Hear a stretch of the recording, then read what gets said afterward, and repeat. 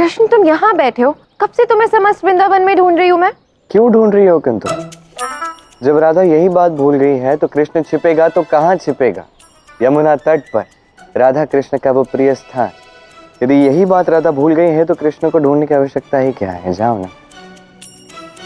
एक तो समस्त वृंदावन में ढूंढो, लोगों से पूछो, और यहाँ पर आके तुम्हारे ताने सुनो। इसकी भी क्या ही आवश्यकता है राधा? जब कृष्ण के साथ रहना ही नहीं है, वहां जाके गोपियों का श्रृंगार ही करना है, तो कृष्ण को अकेला ही छोड़ दो, यही उचित होगा। तो कृष्ण रह लेगा अकेला, कोई बात नहीं। अच्छा कृष्ण, ये अभिनय करना बंद कर दो। मैं कृष्ण के बिना कहीं नहीं जा रही, बल्कि गोपियों का भी श्रृंगार नहीं करूंगी। अभी तो कृष्ण के हाथों स्वयं का श्रृंगार करवाऊंगी। यही तुम्हें प्रिय है ना? नहीं नहीं, तुम जाओ, तुम गोपियों के पास जाओ और उन्हीं का श्रृंगार करो। ठीक है, यदि तुम अभी भी अप्रसन्न हो तो मेरा बनाया सारा साज श्रृंगार पुष्पहार में बांट दूंगी।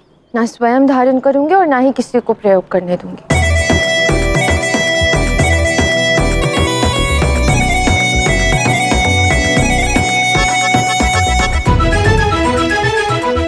नहीं नहीं, ये उचित नहीं होगा। राधा पुष्प धारण करती है, यह संसार को ज्ञात है।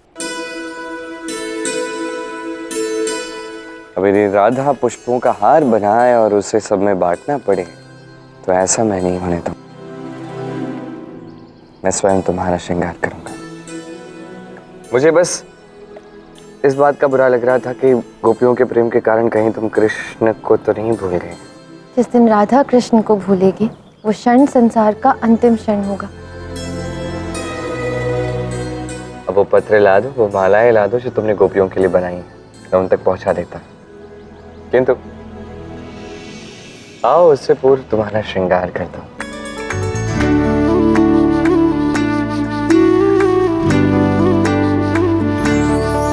तुम प्रेम हो, तुम प्रीत हो, मेरी बांसुरी का गीत हो। तुम प्रेम हो, तुम प्रीत हो, मनमीत हो, राधे मेरी मनमीत हो। तुम प्रेम हो, तुम प्रीत हो, मनमीत हो, राधे मेरी मनमीत हो।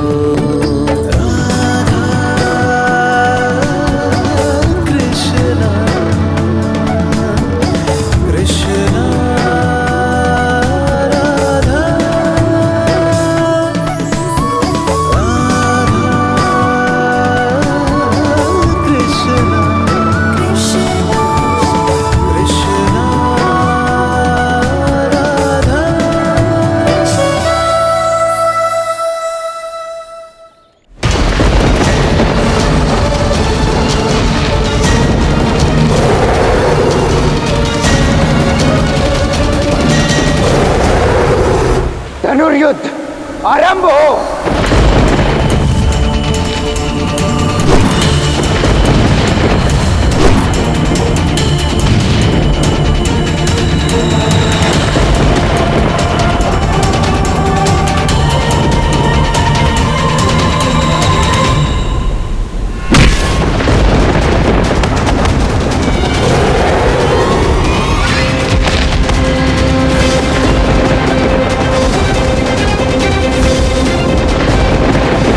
वानर तो सत्य में अत्यंत ही शक्तिशाली है, और तो और ये अपनी सेना भी ले आया है।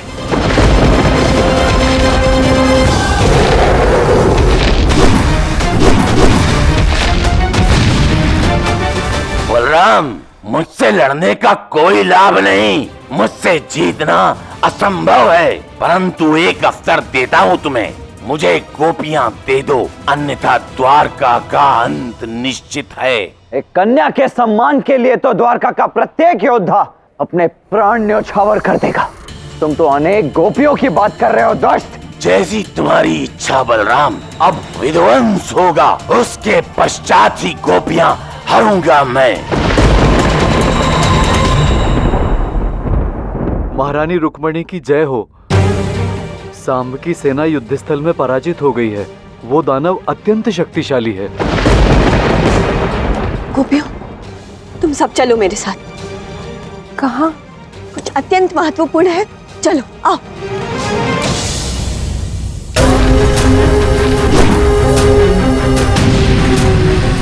प्रद्युम्न,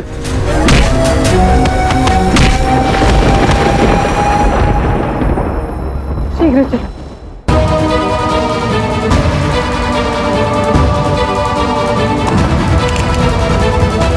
देखिए गोपियों, आप सब इस गुप्त द्वार से द्वारका के बाहर चले जाइए। कदापि नहीं। आप सबके संकट में होते हुए हम सब सुरक्षित स्थान पे नहीं जाएंगे। ये समझने का प्रयास कीजिए, यदि आप सब यहाँ से सुरक्षित जाने में सफल हुई तो आप श्री कृष्ण तक हमारा संदेश दे देना, वो अवश्य आएंगे हमारी रक्षा के लिए। कहाँ हैं गोपियाँ? स्वयं मेरे समक्ष प्रस्तुत हो जाओ, अन्यथा तुम्हारे कारण द्वारका के एक एक मनुष्य का अंत होगा। देखिए दानव क्या कह रहा है। हमारे कारण अगर द्वारका के एक भी व्यक्ति को हानि हुई तो हम सब स्वयं को कभी क्षमा नहीं कर पाएंगे। वो दानव आप सबको प्राप्त कर ले, उसके पश्चात भी विनाश करेगा। ये उसका स्वभाव है। हाँ, ये सही कह रहे हैं। देखिए, कृपया करके हमारी बात मानिए, अब सब शीघ्र यहाँ से चले जाइए। अब सब हमारी चिंता मत कीजिए, हम सुरक्षित हैं। और बलराम दाऊ अब तक लड़ रहे हैं ना उनके साथ। बलराम दाऊ को परास्त करना आसान नहीं है।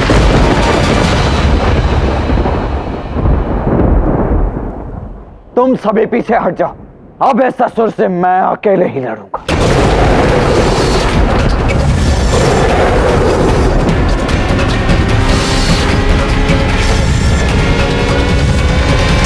पिताश्री, दाऊश्री, शीघ्र जाइए यहाँ से, जाइए शीघ्र जाइए जाइए, सोचिए।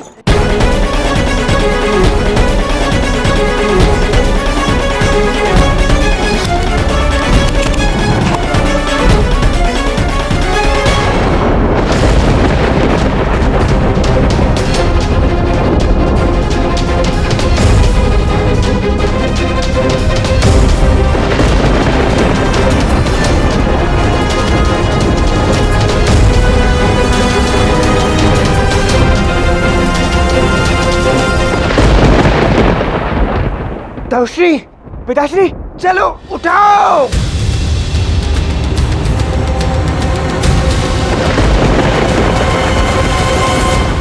वो राज परिषद केंद्र के निकट पहुंच चुका है। हमें किसी भी प्रकार उसे अंदर पहुंचने से रोकना होगा।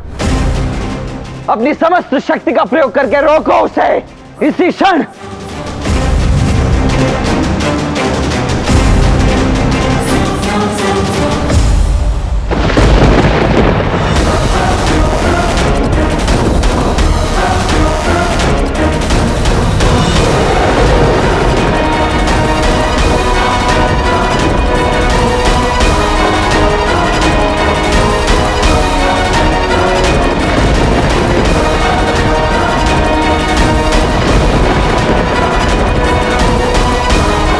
माताश्री, माता। बलराम, यदि एक प्रहार भी और किया मुझ पर तो मैं इन दोनों का अंत कर दूंगा। ठीक है, हम तुम पर कोई प्रहार नहीं करेंगे, किंतु इसके बदले में तुम्हें रुक्मिणी और रेवती जी को नीचे रखना होगा सुरक्षित रूप से। अब शीघ्र गोपियों को मेरे समक्ष प्रस्तुत करो, मैं उन्हें ले जाऊंगा और यदुकुल की स्त्रियों को लौटा दूंगा।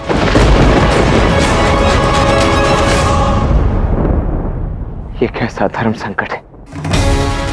एक ओर मेरी पत्नी और मेरे कान्हा की धर्म पत्नी और दूसरी ओर हमारी गोपियां, और इन सभी की रक्षा करना मेरा परम कर्तव्य है। गोपियों के प्राण तो संकट में नहीं जाने दे सकता मैं, किंतु रुक्मिणी और रेवती जी के प्राण भी बचाने होंगे मुझे कुछ समय इसे बहलाना होगा जिससे कि समस्त गोपियां भाग सके। देखो द्विविद, तुम गोपियों को नहीं पकड़ पाओगे क्योंकि समस्त गोपियां यहां है ही नहीं। वो सब यहाँ से जा चुकी हैं, इसीलिए हम कहीं नहीं गए, हम सब यही हैं।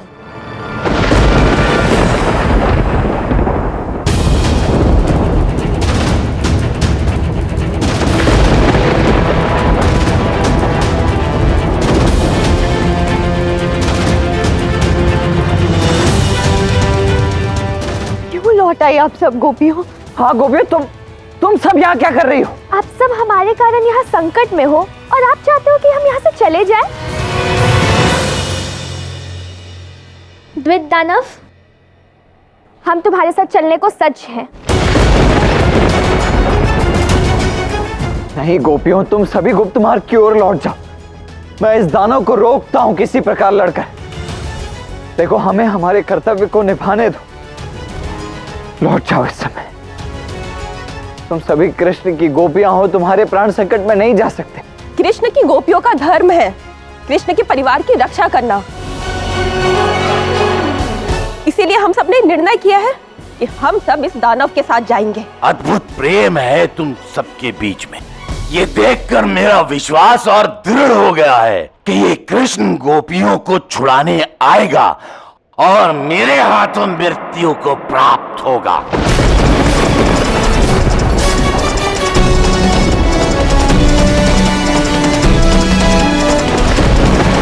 रेवती जी, रुक्मिणी,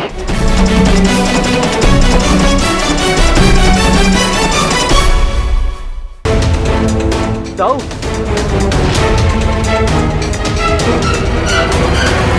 कौन हो तुम?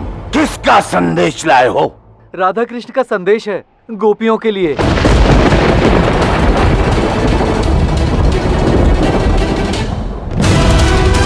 रुक जाओ सैनिक, संदेश पढ़ो, क्या लिखा है?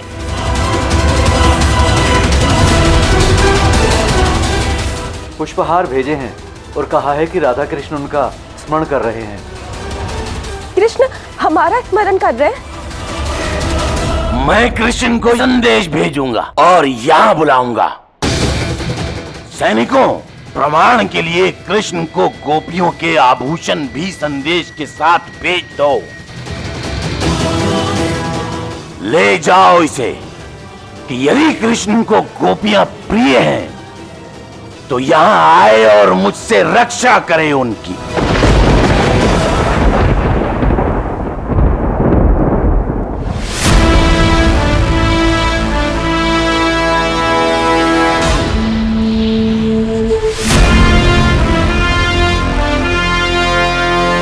कृष्ण, देखो, मैं तुम्हारे लिए माखन लाई हूँ।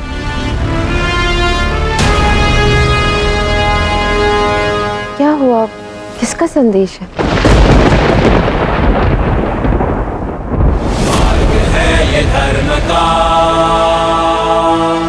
कृष्ण के सुकर्म का। हार जीत पुण्य पाप मोह त्याग भय विला, सर्वनाश हो अधर्म का।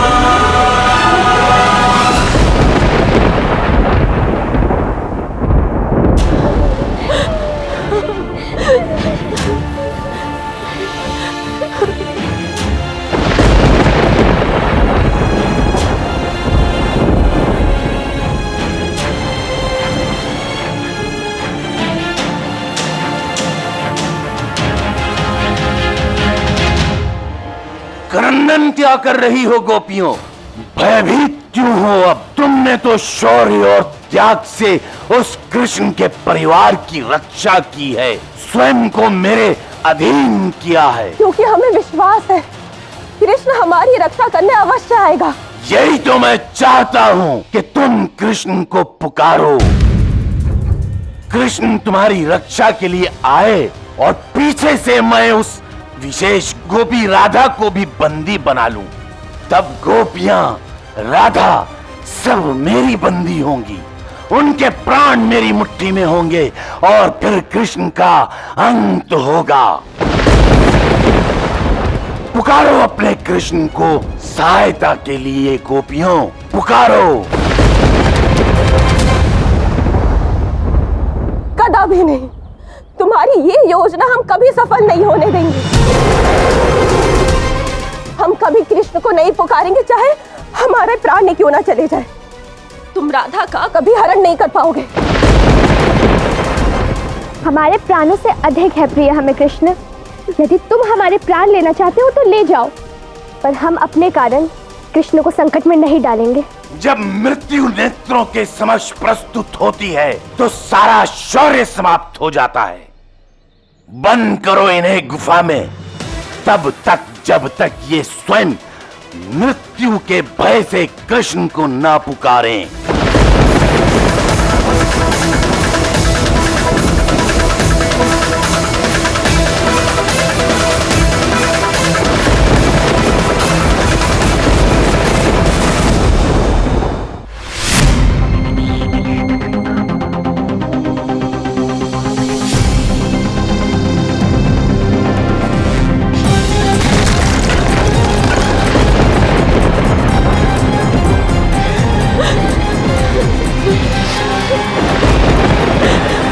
अब या तो तुम्हारी मृत्यु होगी या वो कृष्ण तुम्हारी रक्षा करने आएगा और स्वयं मृत्यु को प्राप्त होगा।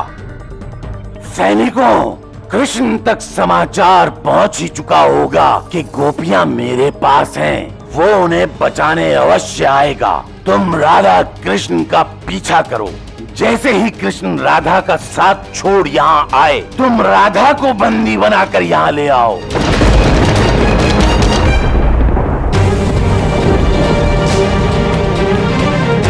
बलराम जी, हमें किसी भी मूल्य पर गोपियों की रक्षा करनी होगी। इन्होंने हमारे कारण अपने प्राण संकट में डाले। उचित कहा आपने रेवती जी। इसलिए मैंने ये निश्चित किया है कि हम अभी इसी क्षण उस वानर पर आक्रमण करेंगे। किंतु इस युद्ध में कान्हा का हमारे साथ होना अत्यंत आवश्यक है। इसलिए आप कान्हा तक ये संदेश पहुंचाइए कि हम युद्ध के लिए कूच कर चुके हैं। जी, किंतु आप सब अपना ध्यान रखिएगा। वो वानर दानव अत्यंत विध्वंसक है। आप निश्चिंत रहिए रेवती जी। इस बार हम एक नई रणनीति के साथ युद्ध करेंगे उससे। कदाचित हमसे पराजित हो ही जाए वो, और यदि कान्हा उचित समय पर पहुंच गया तो उस वानर का अंत भी निश्चित है। कृष्ण को हम संदेश भिजवा देंगे, किंतु आप लोग शीघ्रता कीजिए। आओ पुत्रा।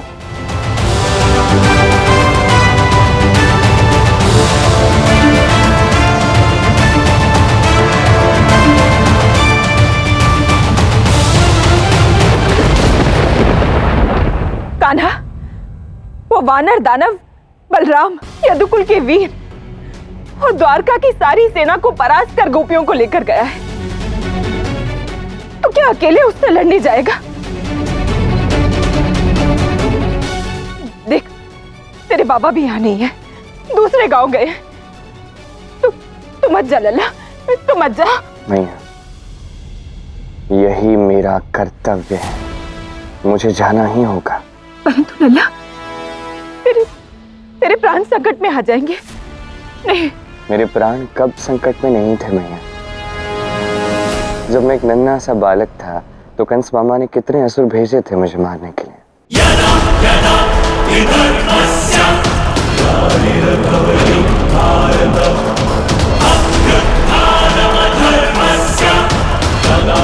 बड़ा हुआ, मथुरा गया, वहां संग्राम हुआ।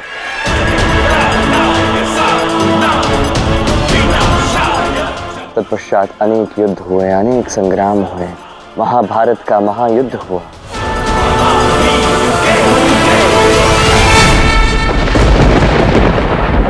कृष्ण का जीवन युद्ध और संग्राम कृष्ण के जीवन का एक अभिन्न अंग है मैया। मार्ग है ये धर्म का, और यदि है तो उसे स्वीकारना होगा। स्वीकार कर लिया है तो इससे भय कैसा। मैया समझिए, यदि द्विविद की यही इच्छा है कि वो मेरा सामना करना चाहता है तो उसकी इस इच्छा को पूर्ण करना होगा। कुछ भी करके गोपियों को मुक्त करना होगा मैया। कर दिए हैं मैया के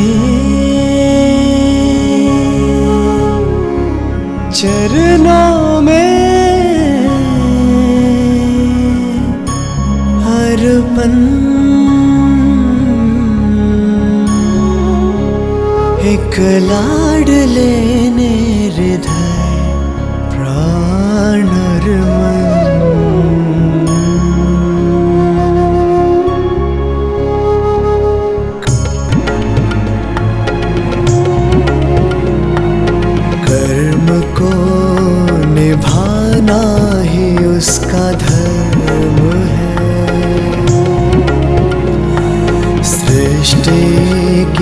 रक्षा ही उसका कर्म है। आज्ञा दीजिए। आयुष्मान भव। के आज निकला यशोदा को मोहन, विजयी होकर लौटना। अवश्य। जीवन है उसका समर्पण, समर्पण।